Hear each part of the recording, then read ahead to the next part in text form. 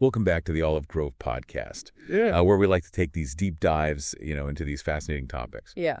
And today, we are going all the way back to ancient Jerusalem. Oh, wow. With Isaiah chapter 36. Okay. We're going to be using a study from the My Christian Space website as our guide. Sounds good. Get ready for a story of power and faith and some seriously clever psychological tactics. All right, so it's 701 BC, and you really have to imagine the scene. King Hezekiah is ruling Judah, but this Assyrian army led by King Sennacherib, they're on this conquering spree. I mean, they're leaving a trail of, fallen kingdoms in their wake. Right. Jerusalem is the last city standing, and you can just imagine how thick the tension must have been. Yeah, you can practically feel the walls closing in, and it's not just the military threat that's terrifying.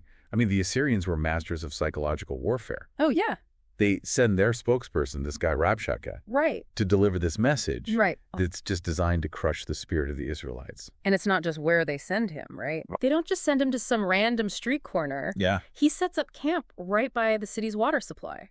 Oh, wow. I mean, that's not an accident, right? Yeah. It's this blatant power play. Yeah. It's a way of saying, we control, your most basic necessity resistance is futile. It's like a scene from a psychological thriller. Yeah. But what's even more chilling is the content of Rabshakeh's speech. Oh, yeah. He doesn't just threaten violence. Yeah. He, dissects their hopes and fears Yeah. with just surgical precision. Exactly. He starts by, attacking their alliances, mocking their reliance on Egypt for help. Right. And he compares Egypt to a broken reed.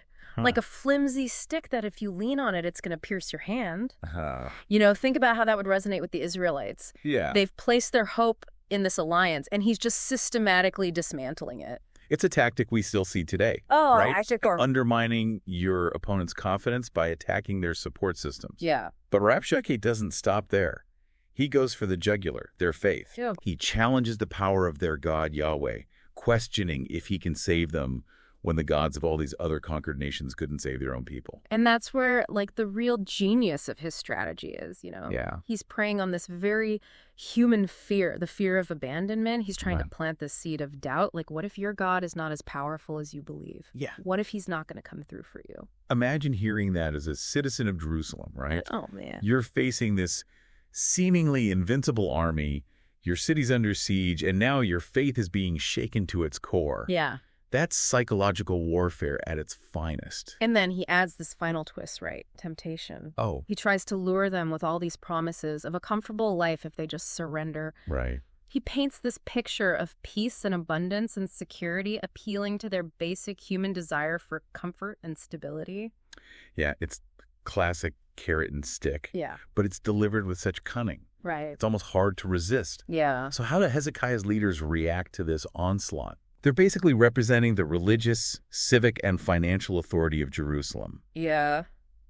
They must have been caught in a terrible bind. Yeah, they're in this no-win situation, right? Right. They understand the danger of Rabshakeh's words, how his speech is designed to poison the minds of the people. Yeah. They even ask him to speak in Aramaic, the language of diplomacy, Yeah. so that the common people on the walls won't understand these venomous words. Of course, Rabshakeh refuses. Yeah, he wants to sow that chaos and fear. Right. He wants the people to panic and pressure Hezekiah to surrender. What's fascinating, though, is the reaction of the people themselves.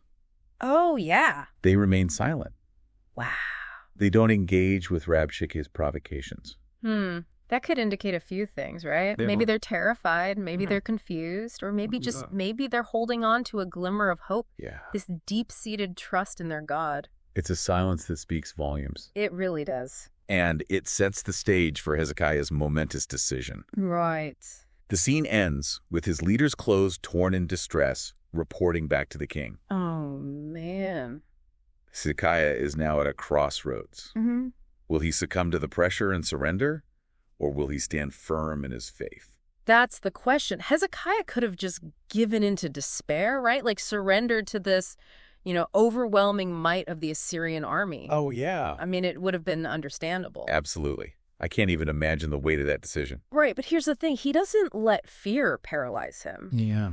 And instead of giving in, he turns to the one source of strength he knows he can rely on. So he's not going to just sit around and hope for the best, right? No, he takes action. So what does he do? He sends his leaders to the prophet Isaiah.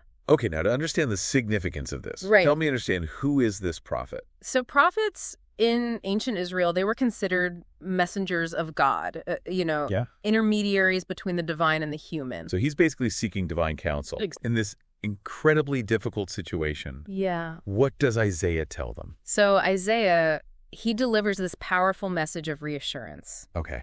He tells Hezekiah's leaders not to be afraid of the Assyrian king's threats.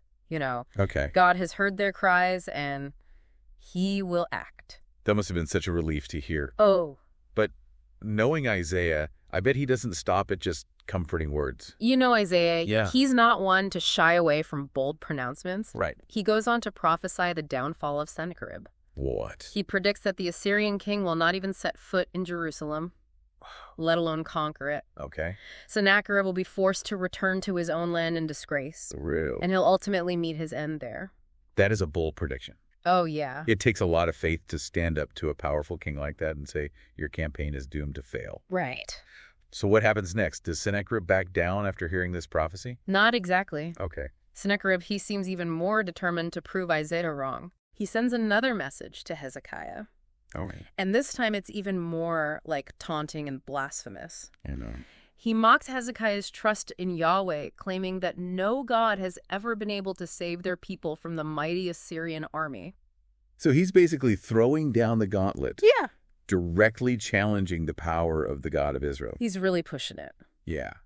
How does Hezekiah respond to this blatant provocation? So Hezekiah's response is incredible. Okay. He takes Sennacherib's letter straight to the temple What? and spreads it out before the Lord. You have to imagine this scene. Oh, yeah. The king, in a moment of utter humility and desperation, Right. laying out this threat before God, Right. as if to say, this is beyond me. Yeah. I'm placing this in your hands. It's such a vivid image. It really speaks to the nature of prayer. Yeah. It's not just about reciting words. No. It's about bringing our burdens, our fears, our anxieties before God, Right. acknowledging that we need his help. Exactly. And the story emphasizes that God does indeed respond to the prayers of those who seek him. Okay, so what happens? That very night, an angel of the Lord strikes down 185,000 Assyrian soldiers. Oh my goodness. Can you imagine the scene in the Assyrian camp? Yeah. The chaos, the confusion, the utter devastation. You're talking about a dramatic turn of events. Ugh. So what becomes of Sennacherib after this devastating blow? Does he finally admit defeat?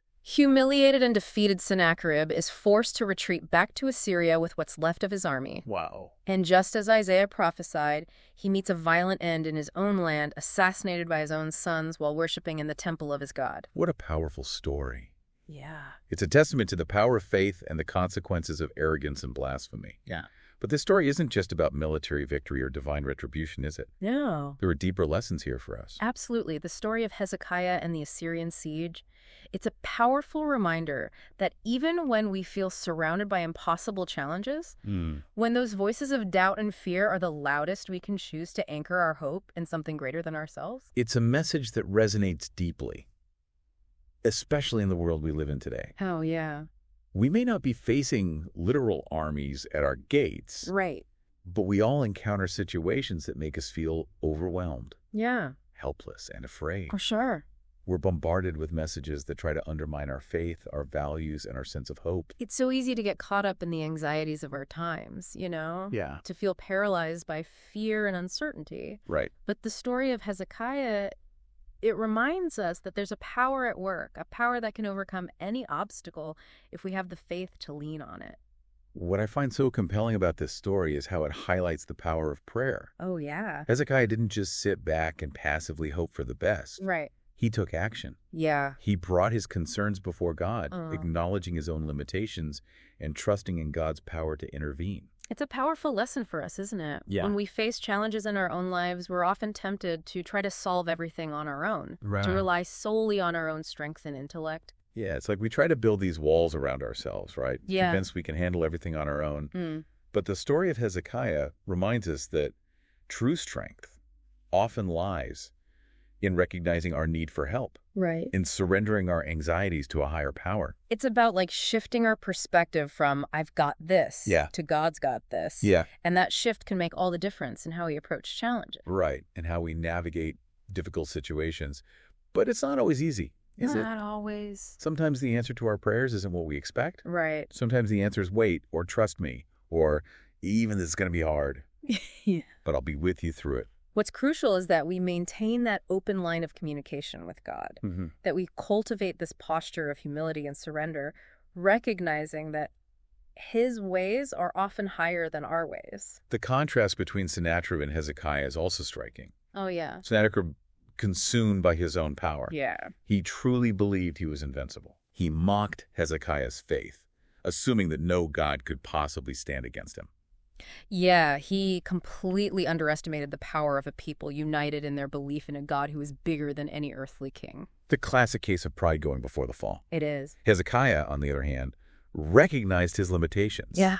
He didn't pretend to have all the answers. Right. And he didn't try to fight this battle alone. No. He knew that his strength lay in his reliance on God. And that humility, that willingness to surrender his own will to a higher power, ultimately led to his victory. It's a powerful reminder that true strength isn't about self-sufficiency. It's about recognizing our dependence on God and inviting him into the struggles we face. So as we kind of conclude our deep dive into Isaiah chapter 36, what stands out to you? What resonates most in your heart? For me, it's the quiet confidence of the people of Jerusalem. Oh. Remember how they remained silent in the face of Rabshakeh's threats? Right. They could have easily given in to fear and panicked, but they chose to hold on to their faith, to trust that their God would deliver them. And ultimately, they witnessed that deliverance in a truly awe-inspiring way. Their silence wasn't a sign of weakness, but a powerful testament to their faith. Right. It reminds us that sometimes the most courageous act is to stand firm in our belief, to trust in God's promises, even when everything around us seems to be crumbling. It's a powerful message for us today, isn't it? To choose faith over fear, to anchor our hope in the unchanging character of God. Yeah. And to remember that even in the most difficult of circumstances, we are not alone. We hope this deep dive into Isaiah 36 has encouraged you, challenged you, and perhaps even ignited a spark of hope in your heart. We encourage you to read the entire chapter for yourself. Yeah, let those ancient words wash over you and see how God might be speaking to your heart through this timeless story. And if you're looking for a community to journey with you as you explore the depths of Scripture, we invite you to join us at My Christian Space.